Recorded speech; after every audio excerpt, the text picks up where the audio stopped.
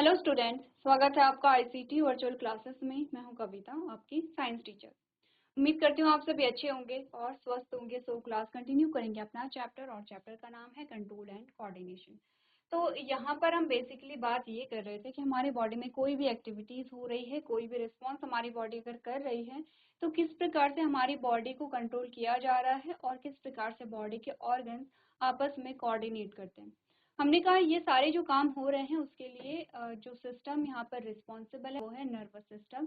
Nervous system के बारे में हमने पढ़ा था और हमने नर्वस सिस्टम स्टार्ट कर लिया था, जिसमें हम बात कर रहे थे। हमने कहा स्ट्रक्चरल यूनिट जो यहाँ पे फंक्शनल यूनिट जो नर्वस सिस्टम की आती है वो है न्यूरॉन, और हम न्यूरॉन के डायग्राम को देख रहे थे। तो इससे पहले एक बार देख लीजिए हमने अभी तक इस चैप्टर में क्या क्या चीजें समझा। सबसे पहले आपके पास इंट्रोडक्टरी पार्ट आता है, देन हमने बोला यहाँ पे स्टिमुलाई की हमने बात की है, रिसेप्टर आपके पास आते हैं और रिसेप्टर के अलग अलग यहाँ पर आपके नाम आते हैं। ठीक है, अब हम बात कर रहे हैं नर्वस सिस्टम की, और हमने कहा कि नर्वस सिस्टम विशेष ऊतकों से बना होगा। ठीक है, ऊतकों के बारे में भी हमने प्रीवियस लेक्चर में बात की थी।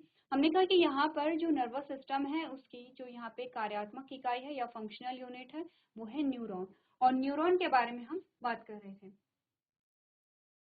इस प्रकार का डायग्राम आपने देखा होगा जब हमने प्रीवियस लेक्चर में न्यूरॉन का डायग्राम देखा था। तो आपको होमवर्क दिया गया था कि आपको क्या करना है, न्यूरॉन का स्ट्रक्चर यहाँ पर घर से बना करके लेके आना है। चलिए अब यहाँ पर देखते हैं एक एक करके न्यूरॉन के कौन कौन से पार्ट्स आते हैं और उन पार्ट्स के क्या क्या नाम यहाँ पर होते हैं। ठीक है, सबसे पहले हम बात करेंगे डेंड्राइट्स के बारे में। ठीक है, न्यूरॉन को स्टार्ट जब हम करेंगे तो हम सबसे पहले बात करेंगे डेंड्राइट्स के बारे में, क्योंकि पहला पार्ट जो है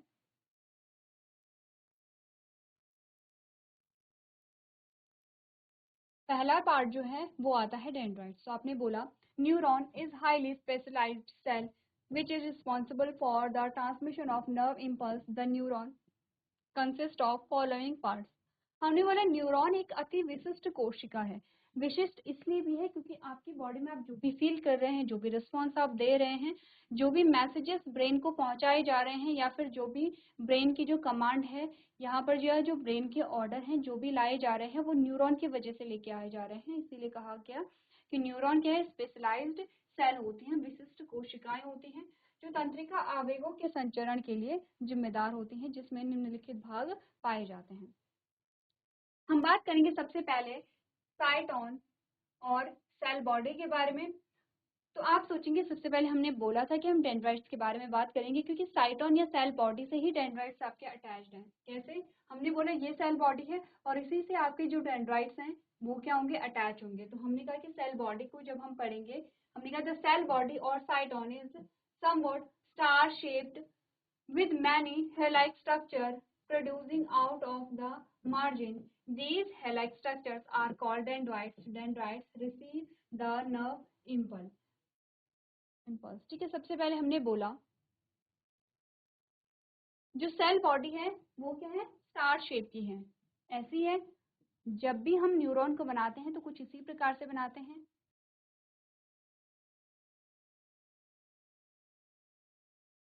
अगर हम सिर्फ इतना डायग्राम देखें तो हमने बोला कि जो यहाँ पे सेल बॉडी है वो स्टार शेप है। ठीक है, ये आपको क्या दिखाई दे रही है, स्टार शेप दिखाई दे रही है। ठीक है स्टार शेप। सिर्फ इतना वाला पोर्शन अगर हमारे पास आता है तो हम उसे क्या कहते हैं, यहाँ पर सेल बॉडी, सोमा या साइटोन। ठीक है, अलग अलग नाम, आपको हर एक नाम पता होना चाहिए क्योंकि क्वेश्चन किसी भी नाम से आपके पास आ सकता है। हमने बोला यहाँ पर ये जो सेल बॉडी है, सेल बॉडी के अंदर आपके पास क्या होगा, न्यूक्लियस होगा, ये वाला रीजन। ठीक है, ये आपके पास क्या होगा, न्यूक्लियस है। अब जो सेल बॉडी है, सेल बॉडी से कुछ बाल नुमा संरचनाएं निकलती हैं, जैसे कि आपको यहाँ पर दिखाया गया है इस प्रकार से।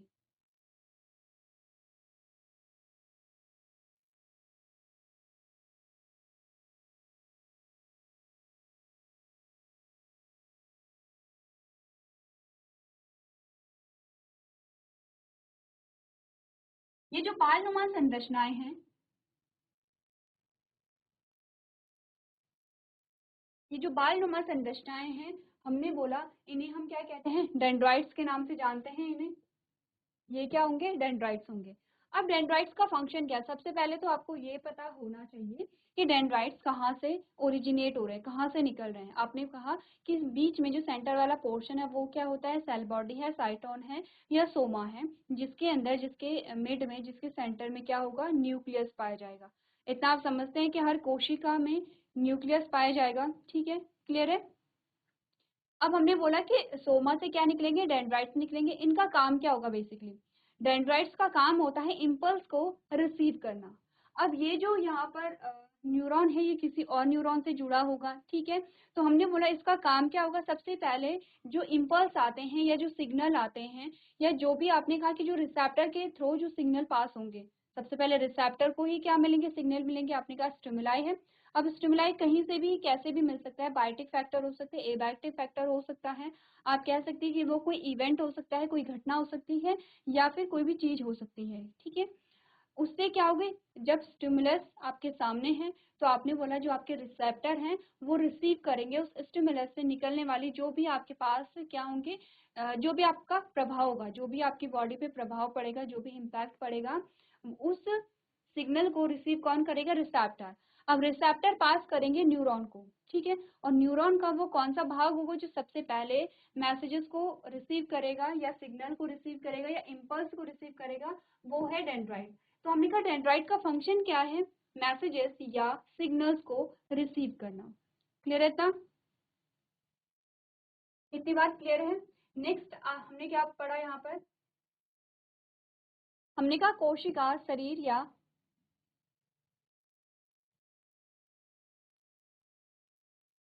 कोशिका शरीर या साइटोन कुछ हद तक तारे के आकार के होते हैं, जिसके किनारों से कई बाल जैसी संरचनाएं उभरी हुई होती हैं, जिसे आप हेयर लाइक स्ट्रक्चर कह रहे हैं या बाल जैसी संरचनाएं कह रहे हैं।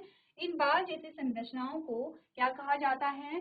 डेंड्राइट कहा जाता है। और डेंड्राइट तंत्रिका आवेगों को क्या करते हैं? यहाँ पर रिसीव करते हैं, नर्व इम्पल्स को। ठीक है, अब ये इम्पल्स क्या होंगे, या फिर ये मैसेज या सिग्नल क्या होंगे जो आपके रिसेप्टर रिसीव कर रहे हैं? जैसे कि हमने बोला कि अगर आपने किसी गर्म वस्तु को छुआ तो वो जो गर्म आपको फील हुई, ठीक है, जो हॉटनेस आपको फील हुई, आपने बोला वहां पर आपकी स्किन पे क्या होंगे? रिसेप्टर होंगे जिन्होंने रिसीव किया है उस टेम्परेचर को। टेम्परेचर वाला जो इम्पल्स था वो जब रिसीव किया गया तो सबसे पहले वो जो इम्पल्स था वो न्यूरॉन के किस भाग ने रिसीव किया है? आपने कहा डेंड्राइट ने सबसे पहले रिसीव किया है। ठीक है, क्लियर है सी बात? नेक्स्ट हमारा पार्ट कौन सा आएगा? यहाँ पर देखिए, ये हमने इस भाग की बात की है। ठीक है, यहाँ से क्या हुआ? जो इम्पल्स है वो रिसीव किए गए। दूसरा भाग कौन सा होगा? एक्सॉन वाला पोर्शन होगा। एक्सॉन के बारे में पढ़ लेते हैं। हमने बोला this is the tail of neuron. क्या है एक्सॉन? पूंछ जैसी संरचना आपको दिख रही है। It ends in several hairlike structures called axon terminal. और ये जो पूंछ जैसी संरचनाएं होती हैं, अंत में ये भी क्या होती है? पूंछ जैसी संरचनाओं में विभाजित हो जाती है। शाखा नुमा संरचनाएं अगर कहें, आपने कहा ये पूंछ जैसी थी और इससे अलग अलग शाखाएं यहाँ से निकलनी शुरू हो गई हैं, जिसे आप क्या कहते हैं? एक्सॉन टर्मिनल कहते हैं।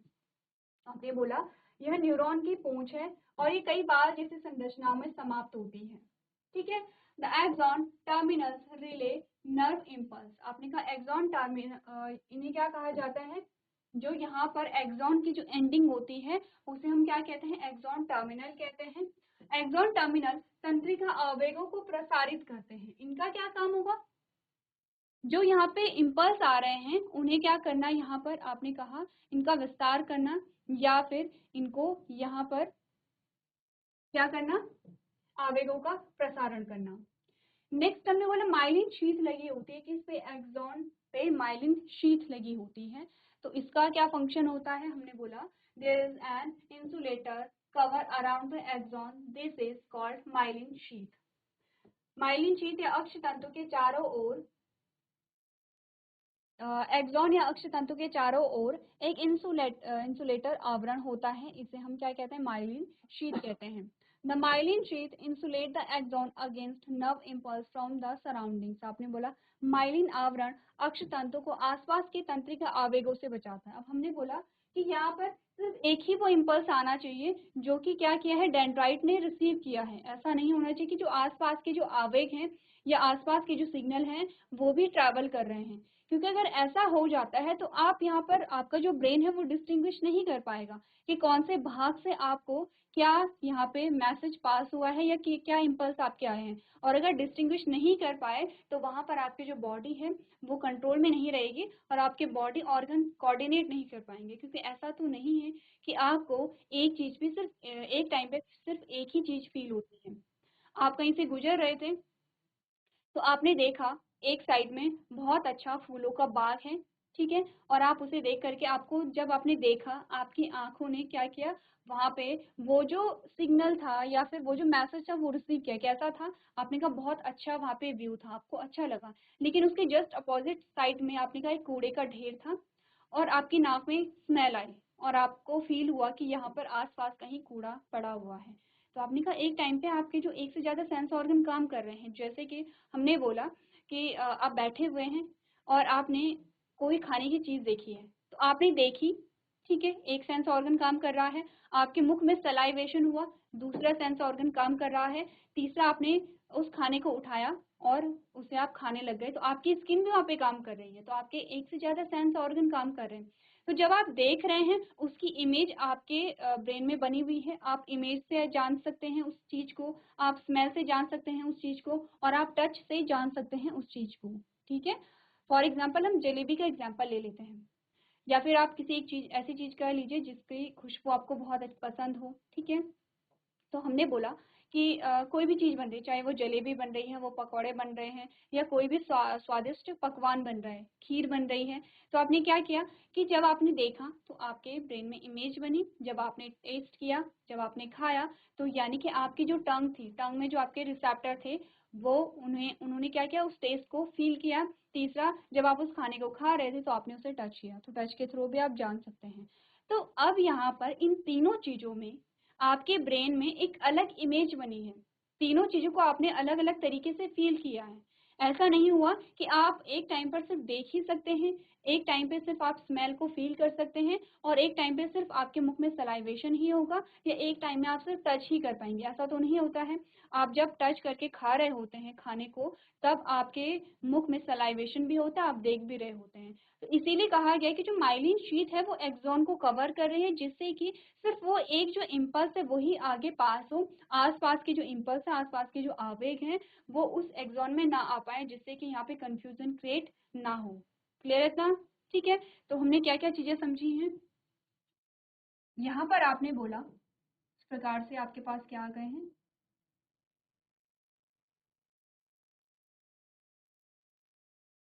डेंड्राइट्स आ गए हैं, ठीक है। एक ही डेंड्राइट्स बनाते हैं, वैसे तो आपके सारे ही डेंड्राइट्स होंगे इसी प्रकार से। यहाँ पर ये क्या आ गए हैं, आपके डेंड्राइट्स आ गए हैं।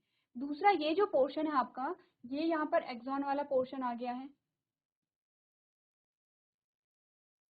एक्सॉन वाला, और हमने बोला एक्सॉन पे लगी हुई है माइलिन शीट इस प्रकार से, और यहाँ पर आपको मिलती है नर्व एंडिंग। अब यहाँ पर आपने किस किस पार्ट के बारे में पढ़ा है, सबसे पहले ये देखिए, आपने सेल बॉडी और सेल बॉडी से निकलने वाले आप इसके बारे में, डेंड्राइट्स के बारे में बात की है, ठीक है। दूसरा, हमने डेंड्राइट्स के क्या फंक्शन होते हैं इसके बारे में बात की है, हमने डेंड्राइट्स के फंक्शन के बारे में बात की है। तीसरा आपने कहा एक्सॉन। अब होगा क्या, डेंड्राइट्स किसी सिग्नल को अगर रिसीव कर रहे हैं तो वो कहाँ जाएगा, आपने कहा सेल बॉडी में जाएगा, और सेल बॉडी से आपने कहा कि ये न्यूरॉन की जो पूंछ, अब जिसे कह रहे हैं एक्सॉन, इसमें आएगा, ठीक है। तो यहाँ पर सिग्नल आया, आपने कहा सिग्नल यहाँ से रिसीव किए गए, एक्सॉन में गए, और एक्सॉन के थ्रू आपने कहा नर्व एंडिंग पे चले गए हैं इस प्रकार से। तो हमने कहा एक्सॉन क्या करेगा, यहाँ पर पास कराने का काम कर रहा है किसी सिग्नल को। इसके अलावा आपने आपको यहाँ पर माइलिन शीट दिखाई दे रही है, माइलिन शीट का क्या फंक्शन है कि यहाँ पर सिर्फ यही इम्पल्स पास हो, आसपास के जो इम्पल्स है वो यहाँ पर क्या हो, एक दूसरे में ना जाए, क्योंकि आपने कहा सिर्फ एक ही न्यूरॉन, ऐसा तो नहीं कि सिर्फ एक ही न्यूरॉन यहाँ पर होगा, और भी अदर न्यूरॉन भी हो सकते हैं। तो आपने बोला कि सिर्फ यही जो इम्पल्स है ये यहाँ पे आगे पास हो। दूसरा, हम नर्व एंडिंग की अगर बात करें तो ये क्या काम यहाँ पर कर रहा है, आपने कहा जो इम्पल्स है यहाँ पर उसका प्रसारण यहाँ पर किया जा रहा है। क्यों? क्योंकि हमने कहा कि यहाँ पर एक नया आपको क्या मिलेगा, एक नया न्यूरॉन आपको यहाँ पर मिलता है, जिसके क्या होंगे, यहाँ पे डेंड्राइट्स होंगे, यहाँ पर क्या होंगे, डेंड्राइट्स होंगे इस प्रकार से। लेकिन आपको ध्यान ये देना है जब आप इमेज बनाएंगे कि एक न्यूरॉन दूसरे न्यूरॉन से डायरेक्टली अटैच्ड नहीं होगा। यहाँ से दूसरा न्यूरॉन स्टार्ट हो गया, ऐसे ही एक न्यूरॉन से दूसरा, दूसरे से तीसरा न्यूरॉन आगे क्या होते रहते हैं, ऐड होते रहते हैं।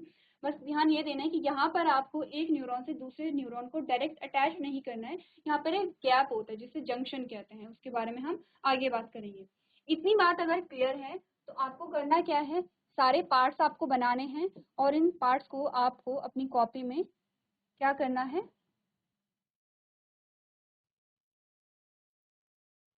सारे पार्ट्स आपको बनाने हैं और इन पार्ट्स के क्या क्या फंक्शन है उसे आपको अपनी कॉपी में नोट करना है। तो आपको पूरी लैंग्वेज यहाँ पे नोट करने की जरूरत नहीं है, जो इम्पोर्टेंट पॉइंट्स है उससे आप लेंगे और वहां पर नोट कर लेंगे। चलिए, तो नेक्स्ट जो हमारे पास पार्ट आएगा उसमें हम बात करेंगे साइनेप्स और एनएमजे यानी कि न्यूरोमस्कुलर जंक्शन के बारे में। ठीक है, तो साइनेप्स सबसे पहले क्या होता है, हमने बोला the point contact between the terminal branches of axon of one neuron with the dendrites of another neuron is called a synapse। आपने बोला synapse क्या होंगे, जो दो न्यूरॉन है, दो न्यूरॉन के बीच का गैप होगा, लेकिन यहाँ पर न्यूरॉन किस न्यूरॉन का कौन सा पार्ट इंक्लूड होगा उसके बारे में आपको पता होना चाहिए। पहला न्यूरॉन वो है जो आगे से है और दूसरा न्यूरॉन वो है जो पीछे से एंड हो रहा है, पीछे से कनेक्ट हो रहा है। यानी कि हमने बोला एक न्यूरॉन तो ये है,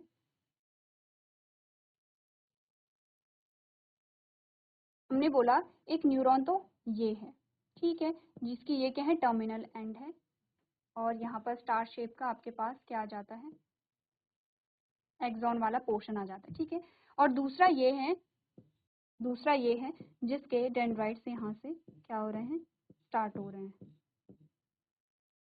अब आपको डेफिनेशन कैसे बताई है, आपने कहा कि जो यहाँ पे सिनेप्स है वो दो न्यूरॉन के बीच का गैप है, जिसमें यहाँ पर क्या होता है, आपने बोला एक न्यूरॉन के अक्ष तंतु की अंतिम शाखाओं के साथ दूसरे न्यूरॉन के डेंड्राइट के बीच बिंदु के संपर्क को आप सिनेप्स कहते हैं। यानी कि यहाँ पर एक जो न्यूरॉन होगा उसके आपने कहा जो टर्मिनल एंड तथा दूसरे न्यूरॉन के डेंड्राइट्स के बीच, ध्यान रखिए पहले न्यूरॉन के टर्मिनल एंड तथा दूसरे न्यूरॉन के डेंड्राइट्स के बीच का जो पोर्शन होता है उसे आप क्या कहते हैं, साइनेप्स कहते हैं। यहाँ पे इस प्रकार से ये वाला जो पोर्शन आपका आता है, इसीलिए मैंने बोला था कि जो दो न्यूरॉन होते हैं वो एक दूसरे से डायरेक्टली अटैच नहीं होते हैं।